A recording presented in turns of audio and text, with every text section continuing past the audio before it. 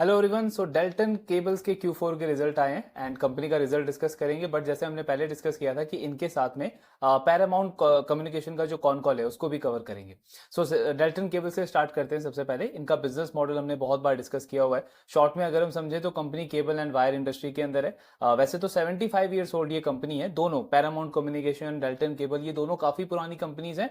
लेकिन cable and wire sector में अगर आप देखोगे तो अभी तक इतना बड़ा ब्रांड नहीं बना इन दोनों कंपनीज का। ऑफ कोर्स वी नो कि जो जो बड़े प्लेयर्स हैं वो आपका Polycab, KEI industry, Finolex cables, RR काबिल, ये तीन चार बड़े प्लेयर्स हैं इस इंडस्ट्री के। इन दोनों कंपनीज का जो है वो अगर आप देखोगे बीच का 15-10 ईयर्स का जो पीरियड है वो काफी स्ट्रगल वाला गया था। पैरामाउंट कम्युनिकेशन एक टर्न अराउंड स्टोरी है, बहुत बार डिस्कस किया है हमने उसको। डेल्टन केबल एक ट्रांसफॉर्मेशन स्टोरी है। पहले ये कंपनी जो है वो एक ही पर्टिकुलर सेगमेंट पे फोकस करती थी, जो इनका टेलीकॉम सेक्टर है आपका, सिर्फ उसी के लिए प्रोडक्ट्स बनाती थी। एंड काफी खराब ग्रोथ था। कंपनी के प्रॉफिटेबिलिटी के नंबर बहुत बहुत ज्यादा खराब थे। बीच में कई बार लॉस भी रिपोर्ट करा कंपनी ने। लेकिन लास्ट 4-5-6 ईयर से कंपनी ने अपने बिजनेस मॉडल को चेंज किया है। इन्होंने जो आपके इंडिया के दो हाई ग्रोथ सेगमेंट है, ईपीसी प्लस आपका रेलवे। अगर हम देखें लास्ट 7-8 ईयर्स में इंडिया में इंफ्रा पे बहुत काम हुआ है। आपके रोड्स हैं, हाईवेज हैं, plus real estate sector boom कर रहा है लास्ट 4-5 ईयर्स से। तो उसके उससे बहुत अच्छा ग्रोथ आया इनके बिजनेस में। दूसरा, रेलवे में भी हम देख रहे हैं कि 2018-19 से कंसिस्टेंटली गवर्नमेंट का फोकस है कि आपका जो रेलवे का मॉडर्नाइजेशन है उसको किया जाए। न्यू ट्रेन लॉन्च करी जा रही है। उस पे भी काफी ज्यादा काम हुआ है एंड वहां से भी अच्छा ग्रोथ आया है इस कंपनी को। प्रॉफिटेबिलिटी तो इनको इनकी इंप्रूव हुई है, प्लस जो ओवरऑल एफिशिएंसी अगर आप देखोगे डेल्टन केबल का, चाहे आरओई का नंबर हो, आरओसी का नंबर हो, दोनों में बहुत अच्छा इंप्रूवमेंट देखने को मिला है। इनका लास्ट क्वार्टर में रिजल्ट वगैरह सब कुछ अच्छा आया था, बस एक मार्जिन पे प्रेशर था कंपनी का। इबिटा मार्जिन कम हुआ था बिकॉज आपके कॉपर वगैरह के प्राइसेस जो है उसमें उसमें इंपैक्ट पड़ा था। पॉलीकैब के के रिजल्ट भी मार्जिन पे इस वजह से उनके भी खराब हुए थे। अब देखते हैं कि Q4 में इस कंपनी ने ओवरऑल कैसा कैसा नंबर रिपोर्ट किया है, प्लस आगे का कैसा आउटलुक दिया है इस कंपनी ने। सो ये तीन मेन सेगमेंट है कंपनी के, ईपीसी केबल, रेलवे केबल और आपका टेलीकॉम केबल। अब क्योंकि इन्होंने इन दो सेगमेंट के अंदर एंटर किया है पिछले कुछ ईयर्स में, रेलवे और टेलीकॉम में, तो इनका सॉरी रेलवे और ईपीसी में, तो कंपनी का जो ओवरऑल टैम जिसको हम बोलते हैं टोटल एड्रेसेबल मार्केट, वो इंक्रीज हो गया है। एरोस्पेस से लेकर के oil and gas, smart metering, energy, railway, cement, steel, इन सब सेक्टर में कंपनी के प्रोडक्ट्स जाते हैं। तो इनके पास में जो ग्रोथ की अपॉर्चुनिटी है वो इन सारे सेगमेंट, इन सारे सेक्टर्स की वजह से आ रही है। क्लाइंटेल काफी माकी है, काफी बड़े बड़े क्लाइंट्स के साथ में कंपनी काम करती है। इनका एक और बड़ा अपडेट है। सो अभी तक हम देखते थे कि डेल्टन केबल की जो मैन्युफैक्चरिंग कैपेसिटी है वो 700 करोड़ की है। FY24 में कंपनी का एनुअल रेवेन्यू था 400 करोड़, यानी उस पे मैक्सिमम आप जो रेवेन्यू जनरेट कर सकते थे वो अराउंड 50-60% के आसपास कर सकते थे, यानी 700 करोड़ तक की आपकी क्योंकि कैपेसिटी थी। सॉरी। सो अभी कंपनी ने क्या किया, अपनी कैपेसिटी को एक्सपैंड किया। 1000 करोड़ की इनकी कैपेसिटी हो चुकी है आज के टाइम पे। यानी करंट लेवल से भी कंपनी अच्छा ग्रोथ कर सकती है FY26 के अंदर भी। फिर ये तीन सेगमेंट हैं, क्या क्या इसके ग्रोथ पोटेंशियल है एक बार आप गो थ्रू कर सकते हो इनका। ये पूरा टर्न अराउंड रहा है। अगर आप देखोगे लास्ट 3 ईयर्स में 64% से कंपनी का ग्रोथ कैगर आया टॉप लाइन के अंदर। और जैसा हमने डिस्कस किया कि इनका रेवेन्यू मिक्स चेंज हुआ है, प्रोडक्ट मिक्स चेंज हुआ है। तो आज के टाइम पे प्रोजेक्ट केबल्स और रेलवे केबल्स, यही दो सबसे ज्यादा रेवेन्यू कंट्रीब्यूट करते हैं कंपनी के लिए। टेलीकॉम और जो अदर सेगमेंट है उसका उसका रेवेन्यू कंट्रीब्यूशन काफी कम हो गया है। कंपनी की एफिशिएंसी भी बढ़ी है बिकॉज कैश कन्वर्जन साइकिल जो वर्स्ट था 214 डेज, आज के टाइम पे 87 डेज पे आ चुका है। वर्किंग कैपिटल डेज भी इंप्रूव हुआ है, 109 के आसपास आ चुका है। प्लस दो और चीजें हुई हैं, एक तो इनका जो एसेट टर्न है वो ऑलमोस्ट डबल से भी ज्यादा अच्छा इंप्रूव हो चुका है, 6.3 से 13 के आसपास हो गया है। एंड अगर हम कैपेसिटी यूटिलाइजेशन देखें तो जो 44% था वो अब 81% हो गया, ऑलमोस्ट डबल हो गया ये भी। इस कंपनी का गाइडेंस है कि अपने अपने रेवेन्यू को ये 2500 करोड़ तक लेके जाने का टारगेट कर रहे हैं by the end of 2030। FY24 में कंपनी का रेवेन्यू था 400 करोड़। तो अगर आप 6 ईयर का कैगर देखोगे सो अराउंड 35-36% का ग्रोथ कैगर कंपनी ये टारगेट कर रही है नेक्स्ट 6 ईयर्स के लिए। बेस छोटा है तो ये एक एडवांटेज भी है कंपनी के पास में। नाउ रिजल्ट्स पे आते हैं सबसे पहले।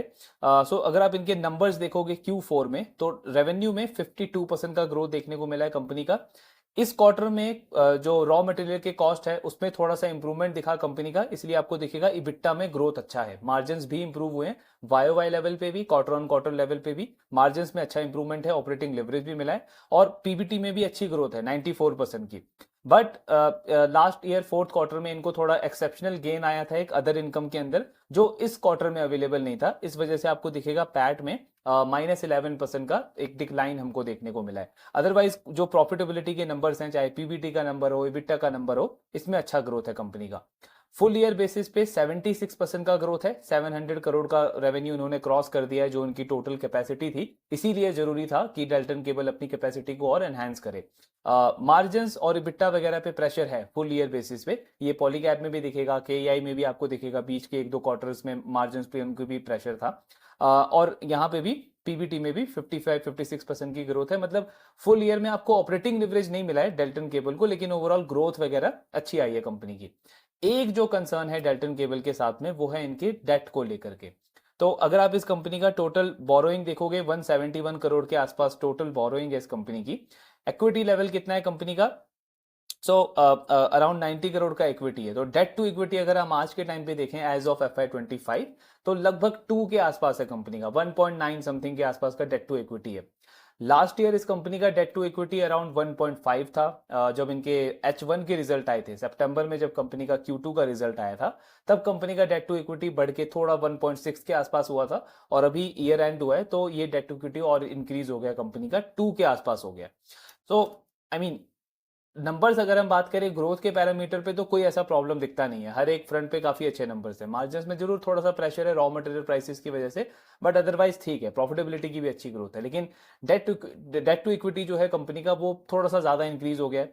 प्लस कंपनी का कैश फ्लो अगर आप देखोगे तो लास्ट ईयर से जरूर इंप्रूव हुआ है, लास्ट ईयर -27 करोड़ था, इस बार -14 करोड़ है, लेकिन कैश फ्लो अभी भी नेगेटिव है बिकॉज रिसीवेबल्स में और इन्वेंट्री में इनका काफी ज्यादा कैपिटल स्टक होता है। हालांकि रिसीवेबल्स का नंबर भी इंप्रूव हुआ है लास्ट ईयर के कंपैरिजन में। I think receivable to sales इस कंपनी का लास्ट ईयर 29% था, इस बार 22-23% है। तो receivable in comparison to sales वो इंप्रूव जरूर हुआ है, लेकिन अभी भी कैश फ्लो कंपनी का नेगेटिव है और डेट टू इक्विटी 1.9 है।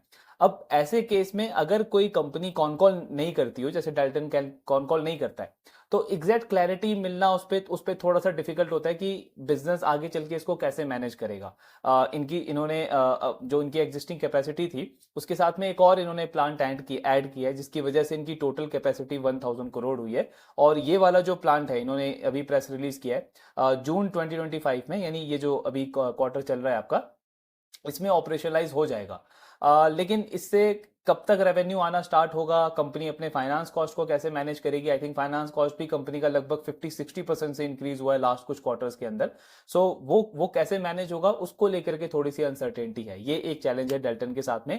बाकी इसके अलावा अगर हम देखें तो डील वगैरह बाकी सारी चीजें अच्छी है। वैल्यूएशन आप देखोगे तो 33-34 का पी मल्टीपल है। ग्रोथ कैगर इन्होंने दिया हुआ है 35-36% का, ऑलरेडी कंपनी 50% के पेस पे ग्रो कर रही है। मार्जिन्स भी बीच बीच में प्रेशर रहता है, लेकिन ग्रोथ अगर ऐसा रहा कंपनी का तो उसको वो मैनेज कर सकते हैं। प्लस ईपीसी सेगमेंट से इनको काफी ज्यादा ऑर्डर मिला है, अभी 300 करोड़ का ऑर्डर बुक है, उसमें बड़ा पार्ट ईपीसी का है, और ईपीसी हाई मार्जिन होता है, यानी मार्जिन यहाँ से और इंप्रूव होने का भी चांस है। लेकिन वही है कि कैसे उसको मैनेज करेंगे वो डेट टू इक्विटी लेवल को, वो थोड़ा सा अनक्लियर है डेल्टन को लेकर के। नाउ दूसरी कंपनी पे स्विच करते हैं, पैरामाउंट कम्युनिकेशन। Q4 के रिजल्ट हमने डिस्कस किए थे, नंबर्स कंपनी के अच्छे आए थे, लेकिन मार्जिन्स पे इनके भी प्रेशर था, प्रॉफिटेबिलिटी पे प्रेशर था। अब इनका देखते हैं कि कौन कौन में मैनेजमेंट का पूरा कमेंट्री क्या है, कैसा गाइडेंस है FY26 और आने वाले क्वार्टर्स को लेकर के। So Paramount communication turn around story रहा है, बहुत बार हमने डिस्कस किया है। इस कंपनी के 2 मैन्युफैक्चरिंग प्लांट है, एक इनका राजस्थान में प्लांट है, एक इनका हरियाणा में प्लांट है। दोनों की टोटल कैपेसिटी अगर आप देखोगे तो 2000 करोड़ के आसपास है। इन हाउस R&D टीम है। पैरामाउंट कम्युनिकेशन का सबसे बड़ा अपडेट है FY25 के अंदर कंपनी डेट फ्री हो चुकी है, बिल्कुल डेट फ्री हो चुकी है। पैरामाउंट कम्युनिकेशन प्लस आप डायनामिक केबल को भी अगर ऐड करोगे तो डेट बिल्कुल भी नहीं है दोनों कंपनीज के ऊपर। आई मीन बहुत नेग्लिजिबल डेट है, सो दोनों कंपनी का डेट का इशू नहीं है। ये जो क्वार्टर है Q4, ये इनकी हिस्ट्री में अभी तक का सबसे बेस्ट क्वार्टर रहा है इन टर्म्स ऑफ रेवेन्यू। अगर आप Q4 का ग्रोथ देखोगे तो 57% से कंपनी का रेवेन्यू ग्रो किया है। पूरे साल में 47% से पैरामाउंट कम्युनिकेशन का रेवेन्यू ग्रो हुआ है। प्लस इनका वर्किंग कैपिटल में बहुत अच्छा इंप्रूवमेंट देखने को मिला है।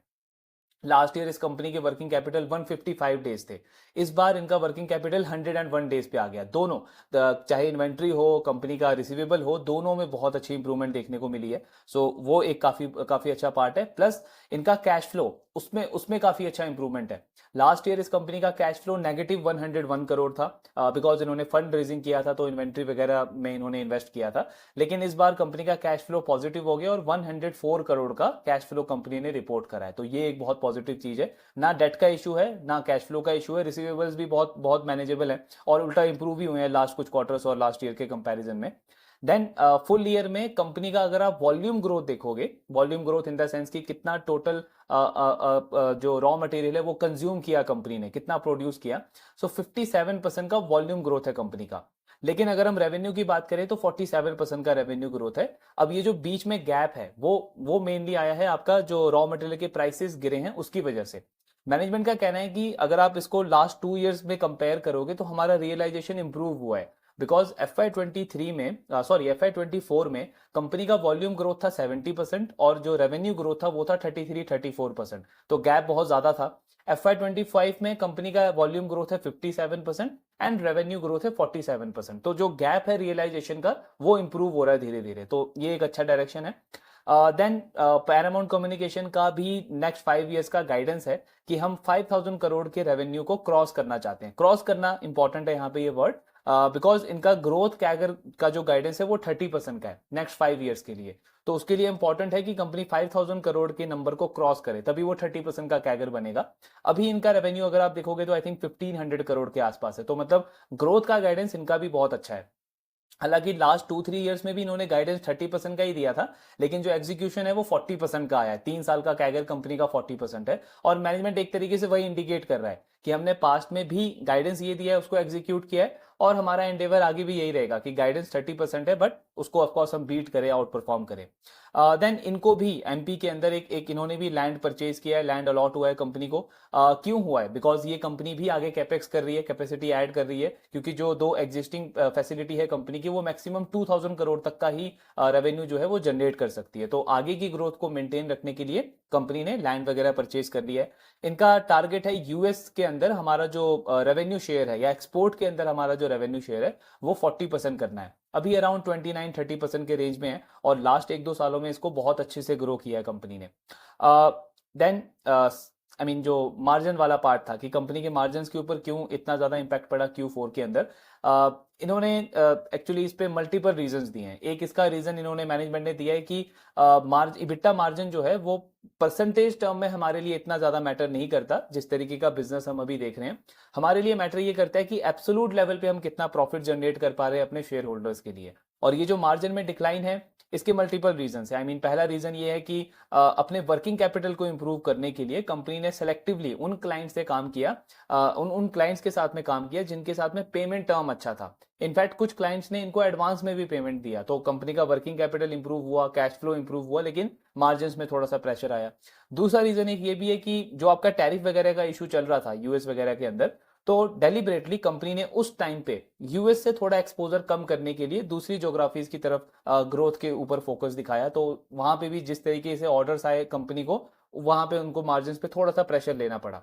तीसरा कंपनी का कहना है कि हमको हमारा कैपेसिटी यूटिलाइजेशन इंक्रीज करना था, हमारा प्रोडक्टिविटी इंक्रीज करना था, वॉल्यूम बढ़ाना था, ताकि बिजनेस का ओवरऑल एफिशिएंसी इंक्रीज हो। सो उस पार्ट पे भी हमको थोड़ा बहुत मार्जिन पे प्रेशर लेना पड़ा, जो थोड़े से लो मार्जिन वाले ऑर्डर्स थे उसके साथ में हमने बिजनेस किया।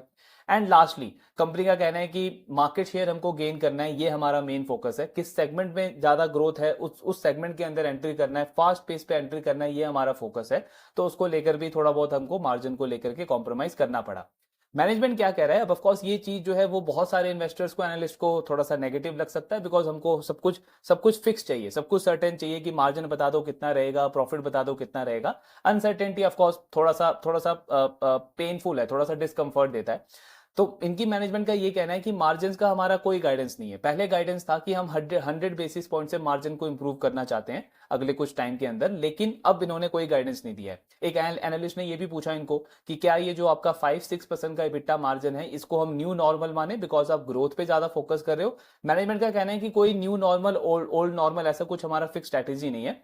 हमारा फोकस है टॉप लाइन का ग्रोथ 30% कैगर और प्रॉफिट एब्सोल्यूट टर्म्स में हमको हायर लेवल पे जनरेट करना है। अब उसमें अगर किसी क्वार्टर में हमको अपॉर्चुनिटी दिखेगा कि लो सेल्स हाई मार्जिन वाला बिजनेस, तो मे बी हम उसमें भी शिफ्ट कर सकते हैं। लेकिन किसी क्वार्टर में हमको दिखेगा कि हाई सेल्स और लो मार्जिन वाला बिजनेस, तो हम उसमें भी शिफ्ट कर सकते हैं। अब ये पूरा मार्केट पे डिपेंड करता है, सिचुएशन पे डिपेंड करता है। सो ये एक तरीके का इनका कमेंट्री है। आई मीन जनरल केस में इस तरीके का अगर मार्जिन कंपनी मैनेजमेंट अगर घटाए तो मैं इसको पर्सनली नेगेटिव लेता हूं। लेकिन ये वाला जो केस है, ये आई मीन इसमें यहाँ पे मैनेजमेंट का टारगेट किस चीज के ऊपर है कि मुझे मार्केट शेयर गेन करना है, मुझे बड़ा प्लेयर बनना है इस इंडस्ट्री का। पूरा सेक्टर अगर इतने बड़े बड़े प्लेयर 20-25% से ग्रो कर रहे हैं, जो ऑलरेडी लास्ट 3 ईयर्स में इतने हाई पेस से ग्रो कर रहे हैं, तो मैं कैसे आई मीन एक तरीके से सेटिस्फाई हो सकता हूँ 15-20% की ग्रोथ के साथ में। तो मुझे मार्जिन के ऊपर फोकस नहीं करना है, मार्जिन मेरा प्रेशर में रहेगा तो भी चलेगा, बट मुझे मार्केट शेयर गेन करना है। तो वहां पे अगर थोड़ा बहुत हिट लेना पड़ता है प्रॉफिटेबिलिटी में तो भी चलेगा, बट ग्रोथ के ऊपर फोकस है। एंड आई मीन जनरली आप देखते हो कि अगर ये रिस्क की जरूर है, ऑफकोर्स रिस्क की जरूर है, शॉर्ट टर्म में मार्केट भी स्टॉक को रिवॉर्ड नहीं करता है उस केसेस में। लेकिन अगर एग्जीक्यूशन सही हो गया तो आगे रिवॉर्ड दोनों के लिए बहुत है, बिजनेस के लिए भी है और जो शेयर होल्डर्स हैं उनके लिए भी काफी रिवॉर्ड मिलता है। तो उस केस को देखते हुए मुझे आई मीन इस वाली चीज से इतना ज्यादा नेगेटिव नहीं लगता ये, रादर देन कि एक ऐसा बिजनेस जो मार्जिन को प्रोटेक्ट करने पे फोकस कर रहा है या मार्जिन इंप्रूव करने पे फोकस कर रहा है लेकिन ग्रोथ पे फोकस नहीं कर रहा।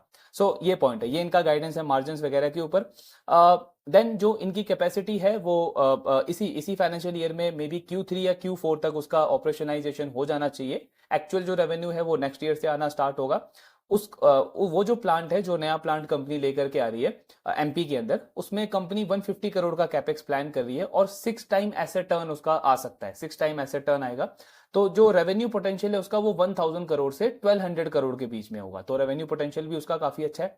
मैनेजमेंट का कहना है कि 2000 करोड़ तक का रेवेन्यू तो हम ये करंट फैसिलिटीज से निकाल सकते हैं, लेकिन इसके बाद जो हमारा 5000 करोड़ का लॉन्ग टर्म टारगेट है, 30% ग्रोथ कैगर का टारगेट है, उसके लिए हमको ये न्यू फैसिलिटी हेल्प करेगा।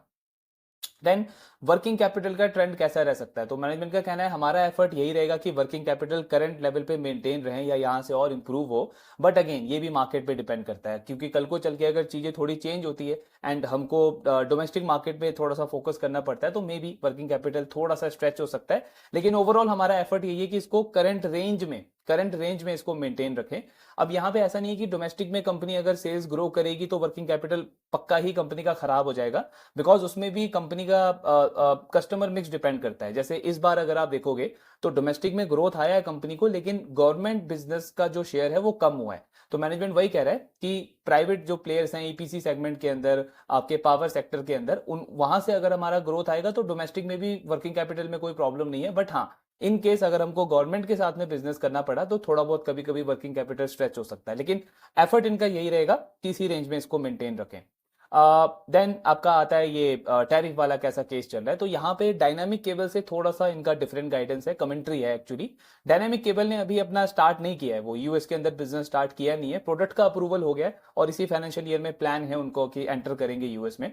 लेकिन उन्होंने कमेंट्री क्या दिया था कि जो ये टैरिफ इम्पोज किया गया 10% का हर एक कंट्री के ऊपर, तो उसमें यूएस के जो बायर्स हैं वो एक तरीके से ये कंडीशन रख रहे हैं कि जो भी सप्लायर होगा, चाहे इंडिया का हो या आपका किसी भी और कंट्री का, साउथ कोरिया वगैरह का, सबको वो 10% इंपोर्ट ड्यूटी जो है वो सप्लायर को बियर करना पड़ेगा, बायर बियर नहीं करेगा।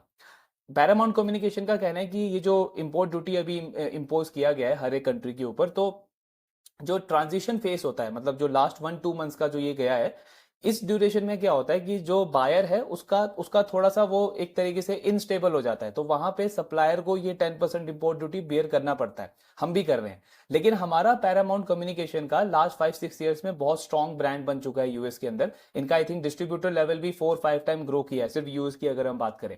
तो मैनेजमेंट कह रहा है कि हमारे पास में ये कमांडिंग पावर है कि जैसे ये ट्रांजिशन फेज कंप्लीट हो जाएगा, यानी आने वाले टाइम में 1-2 मंथ के बाद, हम अपने अपने जो कस्टमर्स हैं उनको ये चीज बोल सकते हैं बिल्कुल कि इंपोर्ट ड्यूटी जो है वो उनको बेयर करना पड़ेगा, हम बेयर नहीं करेंगे। हमारे पास में वो कमांडिंग पावर है यूएस के अंदर, हमारा मार्केट काफी स्ट्रांग है, ग्रो कर रहे हैं ऑलरेडी और आगे चल के 40% देख रहे हैं। तो कंपनी कह रही है कि 8 जुलाई के बाद आगे क्या होगा, जो आपका ये 3 मंथ्स का जो कूल ऑफ पीरियड है वो कंप्लीट होने के बाद इंडिया के क्या ट्रेड होते हैं यूएस के साथ में, इस पे तो अभी कोई क्लैरिटी नहीं है। सो अगर कुछ बहुत डिसएडवांटेज नहीं हुआ इंडिया को डील वाइज ट्रेड वाइज, तो आई मीन इस चीज को हम मैनेज कर लेंगे, क्योंकि 2019 में भी इनका कहना है कि यूएस में इंडिया के ऊपर 4-5% का इंपोर्ट ड्यूटी लगा दिया था, जो कि और किसी कंट्री के ऊपर नहीं है। और अभी टोटल अगर आप देखोगे तो 14-15% इंपोर्ट ड्यूटी है इंडिया के ऊपर, और बाकी कंट्रीज के ऊपर 10% है। तो ऑलरेडी डिसएडवांटेज इंडिया के पास पहले भी था, अभी भी है। लेकिन उस ड्यूरेशन में ही पैरामाउंट कम्युनिकेशन में यूएस के अंदर अपना मार्केट बिल्ड किया और ग्रो किया लास्ट कुछ ईयर्स के अंदर। पहले 0% इनका एक्सपोजर था यूएस में, और लास्ट 4-5 ईयर्स में आज 30-31% कंपनी का जो सेल्स है वो यूएस से आता है।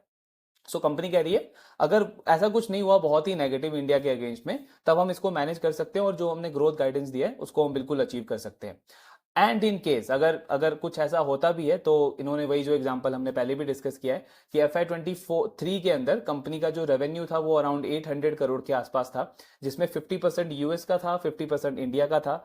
FY24 के अंदर नेक्स्ट ईयर उसमें कंपनी का जो यूएस बिजनेस है वो बहुत बहुत बुरी तरीके से इंपैक्ट हुआ था, बिकॉज वो आपका हाई इन्फ्लेशन हो गया था यूएस में, ऑल टाइम हाई। आपका इन्वेंट्री एक तरीके से ऑलरेडी बहुत पड़ी हुई थी, तो डी स्टॉकिंग चल रहा था पूरे यूएस के अंदर। सो डिमांड बहुत इंपैक्ट हुई। लेकिन उसके बाद भी पैरामाउंट कम्युनिकेशन का फुल ईयर बेसिस पे जो रेवेन्यू है वो 1000 करोड़ आया था FY24 के अंदर, लगभग 34-35% का ग्रोथ, बिकॉज डोमेस्टिक सेल्स को इन्होंने डबल कर दिया था वाई लेवल पे। तो कंपनी कह रही है हमारे पास में वो कैपेबिलिटी है कि अगर यूएस के अंदर कुछ ऐसा होता भी है और हम आगे ग्रो नहीं कर पाते, हमारे लिए डिसएडवांटेज हो जाता है, स्टिल डोमेस्टिक बिजनेस के अंदर, डोमेस्टिक मार्केट के अंदर पैरामाउंट का काफी स्ट्रॉन्ग ब्रांड है, क्लाइंट के साथ में नेटवर्क काफी अच्छा है। सो हम एट विल डोमेस्टिक मार्केट के अंदर अच्छे पेस पे ग्रो कर सकते हैं, और जो गाइडेंस है उसको अचीव कर सकते हैं।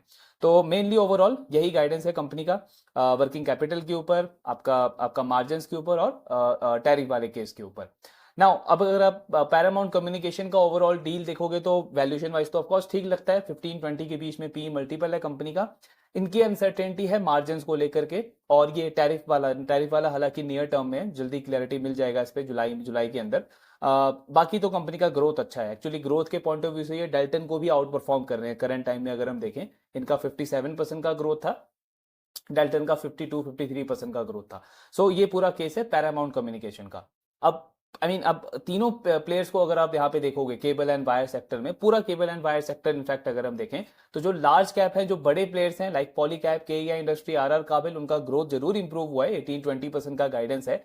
लेकिन वैल्यूएशन ऑलरेडी स्ट्रेच्ड है, 45-50 के मल्टीपल्स पे वो ट्रेड कर रहे हैं, एंड बहुत ज्यादा स्कोप दिखता नहीं है वहां से री रेटिंग का। ये जो तीन प्लेयर्स हैं, मेन अपॉर्चुनिटीज तो यहीं पे अवेलेबल है, डायनामिक केबल हो गया, Paramount communication and Delton cable.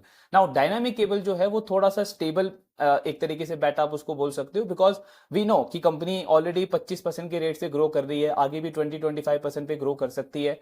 Margin थोड़ा बहुत इंप्रूव हुआ तो अर्निंग ग्रोथ कंपनी का 25 से 30% जा सकता है। पी मल्टीपल 33-34 है, तो री रेटिंग एक ठीक ठाक मिल सकता है। डेट का कोई इशू नहीं है, कैश फ्लो उसका भी काफी अच्छा है, आई थिंक 56 करोड़ का कैश फ्लो है कंपनी का, और रिसीवेबल्स का भी कोई इशू नहीं है डायनामिक केबल के साथ में। डेल्टन केबल थोड़ा सा आप बोल सकते हो एक तरीके से हाई रिस्क हाई ग्रोथ वाला प्लेयर है, बिकॉज ग्रोथ तो काफी अच्छी है कंपनी, लास्ट 3 ईयर्स से अगर आप देखोगे तो कंसिस्टेंट एक हाई पेस पे ग्रो किया है उसने, और क्योंकि उसका बेस छोटा है तो उसके पास में एडवांटेज भी है कि वो पैरामाउंट और डायनामिक के कंपैरिजन में ज्यादा बेटर रेट पे ग्रो कर सकता है। बट वो जो डेट टू इक्विटी उस कंपनी का हाई है अराउंड 2 के आसपास, और कैश फ्लो नेगेटिव है, तो कंपनी उसको कैसे मैनेज करेगी, कौन कॉल कुछ होता नहीं है, वो एक थोड़ी सी अनसर्टेनिटी है, तो वो एक रिस्क है उस बिजनेस के साथ में। पैरामाउंट कम्युनिकेशन को अगर हम देखें तो ग्रोथ भी अच्छा है, डेट का कोई इशू नहीं है, कैश फ्लो का कोई इशू नहीं है, मार्जिन पे थोड़ी सी अनसर्टेनिटी है, और दूसरा पॉइंट आपका टैरिफ वाली चीज को लेकर के कि वो किसके फेवर में जाती है, कैसे आगे प्ले आउट होती है। I mean short term uncertainty है, इतना कुछ ज्यादा सीरियस इशू नहीं है उसको लेके भी, लेकिन मेन मार्जिन को लेकर के है। और इनका भी Q2 तक जो है वो कंपनी का पैट ग्रो नहीं करेगा, बिकॉज पहले ये टैक्स पे नहीं करते थे, इनको लॉस जो हुआ था प्रीवियस ईयर्स में उसका बेनिफिट मिलता था। लास्ट 3 क्वार्टर से ये टैक्स पे कर रहे हैं, तो अभी जो Q1 का रिजल्ट आएगा उसमें भी आपको वाई लेवल पे पैट में ग्रोथ नहीं दिखेगा, Q2 से ये जो चीज है वो नॉर्मलाइज होनी स्टार्ट होगी। तो ये पूरा पिक्चर है केबल एंड वायर का। अब ऑफ कोर्स अगर आप इक्विटी मार्केट के अंदर इन्वेस्ट कर रहे हो तो ये चीज तो सर्टेन है कि आपको लार्ज कैप में ज्यादा अपॉर्चुनिटीज नहीं मिलेगी, आपके पास जो अपॉर्चुनिटी का यूनिवर्स है वो यही है, स्मॉल एंड माइक्रो कैप का। लेकिन यहाँ पे चैलेंज सबसे बड़ा ये है कि एक तो वॉलेटिलिटी बहुत रहेगी, आई मीन बहुत बार आप देखोगे कि बिजनेसेस के बहुत अच्छे रिजल्ट है, मैनेजमेंट का गाइडेंस अच्छा है, एक्सपेंशन अच्छा है, सब कुछ अच्छा चल रहा है बिजनेस का, लेकिन फिर भी स्टॉक 30-40% गिर रहा है। तो वो चीज आपको जरूर हिट करेगा, ये एक बहुत बड़ा चैलेंज है। लेकिन इसको आप ऐसे मैनेज कर सकते हो कि अगर आप बिजनेस को बहुत अच्छे से ट्रैक कर रहे हो, उसका कॉन कॉल आप कॉन्स्टेंटली ट्रैक कर रहे हो, आपको पता है कि बिजनेस का डायरेक्शन क्या है, तो आप पैनिक नहीं करोगे। जरूर इरिटेटिंग है, ये आपको हिट करेगा, लेकिन पैनिक नहीं करेगा इन्वेस्टर इस केस में। बट दूसरा चैलेंज इस केस में ये भी है कि आपको डिसीजन लेने में बहुत बार चैलेंज आएगा कि इस तरीके के 3 प्लेयर्स हैं, 3 अपॉर्चुनिटीज हैं, बट कहाँ पे बेट करें। एक प्लेयर है जो थोड़ा सा स्टेबल है, जहां पे सर्टेनिटी ज्यादा है, लेकिन री रेटिंग की अपॉर्चुनिटी वैसी नहीं है। अगर हम डायनामिक की बात करें, डेल्टन को देखें तो ग्रोथ बहुत अच्छी है, पास्ट का ट्रैक रिकॉर्ड काफी अच्छा है। कंपनी ने एक वो कैपेसिटी का प्रॉब्लम था, उसको ऑलरेडी एक्सपैंड कर दिया है। बट डेट को कैसे मैनेज करेगी कंपनी, कैश फ्लो के नेगेटिव कैश फ्लो के साथ में कंपनी आगे कैसे ग्रो करने को देखेगी, और कौन कॉल होता नहीं है कंपनी का, तो ये एक थोड़ी सी अनसर्टेनिटी है उसके साथ में। पैरामाउंट कम्युनिकेशन का सारी चीजें क्लियर है, बस वही है कि आपका मार्जिन पे प्रेशर है, उस पर कोई क्लैरिटी नहीं है। मैनेजमेंट खुद बोल रहा है कि कोई एक गाइडेंस रेंज है ही नहीं मार्जिन का, हमें भी नहीं पता कि वो 5% रहेगा, 7% रहेगा, या दोबारा 8% जाएगा। और थोड़ा सा अनसर्टेनिटी उनका टैरिफ वाली चीज को लेकर के। तो वही पॉइंट है। बाकी आई मीन अगर आप वैल्यूएशन वाइज और ग्रोथ के पॉइंट ऑफ व्यू से देखोगे तो तीनों में री रेटिंग की अपॉर्चुनिटी अच्छी है। बाकी डिपेंड करेगा कि कौन सा बिजनेस कैसे ये जो थोड़े थोड़े चैलेंजेस हैं उसको मैनेज करता है। ट्रैकिंग हम कंटिन्यू रखेंगे, आपके जो भी डाउट्स है शेयर करते रहिए। Thank you very much.